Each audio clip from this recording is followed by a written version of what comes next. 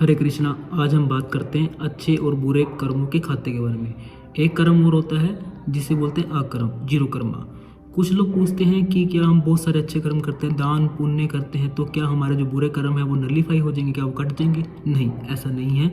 जो भी अपने ज़िंदगी के अंदर बुरे कर्म करे हैं उसके रिजल्ट तो आपको मिलेंगे। शास्त्रों में भी लिखा हुआ है कि आप एक भी बुरा कर्म करोगे तो उसका भुगतान तो आपको देना ही पड़ेगा, चाहे आप जितने मर्जी अच्छे कर्म कर लें।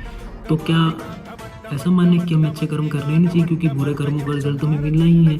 नहीं, ऐसा नहीं है। हमें अच्छे कर्म करने चाहिए क्योंकि अच्छे कर्म करने से जो हमारे बुरे कर्मों का जो हमें रिजल्ट मिलेंगे, लाइफ में डिफ़िकल्टीज आएंगी, उसको हैंडल करने में बहुत ज़्यादा मदद मिलेगी। जैसे कि किसी का एक्सीडेंट हो जाता है और उसने बहुत सारे अच्छे कर्म कर रखे हैं, तो उसके पास कुछ पैसे वगैरह, फाइनेंशियल सपोर्ट, फैमिली, तो वो सब मदद करते हैं।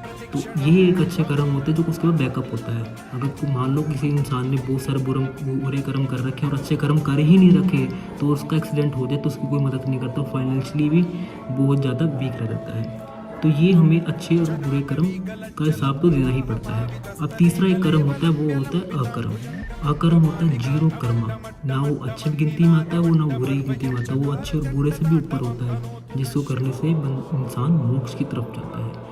जो लोग हर 24 घंटे हरे कृष्णा बोलते रहते हैं, शिवा शिवा बोलते हैं, क्या वो अच्छे कर्म कर रहे हैं? नहीं, वो अच्छे कर्म नहीं कर रहे, वो अच्छे कर्म से भी ऊपर कर रहे हैं, अकर्म, जीरो कर्मा, जिसको करने से इंसान मोक्ष की तरफ जाता है, जो हमारी डेस्टिनेशन है, लास्ट डेस्टिनेशन तक ही पहुँचता है वो। तो हमें अकर्म सब करना चाहिए। ये अकर्म अच्छे कर्मों से भी ऊपर होता है।